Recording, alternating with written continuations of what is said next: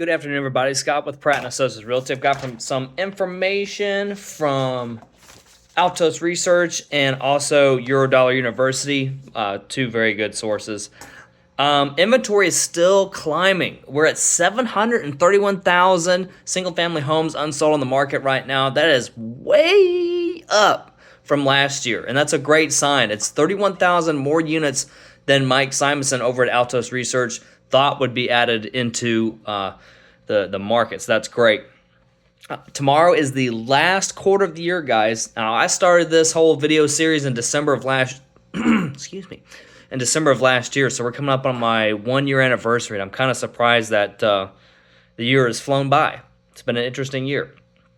362,000 single-family homes in contract right now. That's 6% more, or 6% more homes under contract at this time than last year. 11% more contracts total than last year.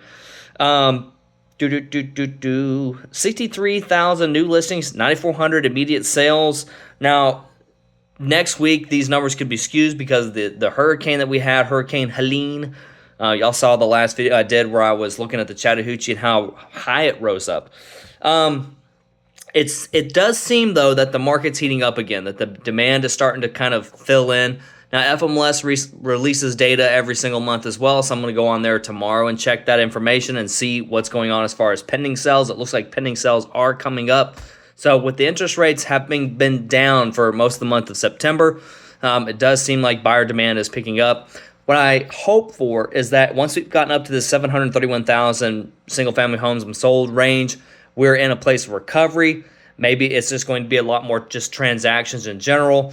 Hopefully the inventory numbers themselves don't crash other than just what's there seasonally. Every October, November, December, your amount of transactions goes down just because of the seasonality.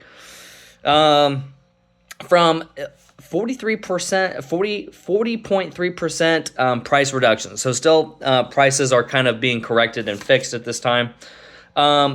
As far as 2025 predictions, he thinks that home prices will remain relatively flat for 2025. We're going to kind of mimic what we had here in 2024. Some places may have higher, some places may have lower.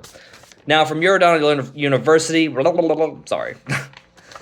he's talking a lot about, and I'm going to link these videos down below so that you have something for reference, but there's a high correlation. There's a big correlation between consumer sentiment and consumer confidence surveys and actual job numbers. And on this chart, he's got a funny little graphic here. I like this. So mean probably finding a job next 3 months. He has kind of a trouble line here. Jobs are not doing quite as, so this is where, was it here or was it right there? This is these dip lines. This is during the pandemic, a little bit during late 2022 and 2023, and dipping down again. This is consumer confidence going down along with payrolls reversing and whatnot. So we do have a problem with the job market. We're not adding as many jobs into the economy that we thought. Now, if we look at something like the car market, Stellantis is having a hard time.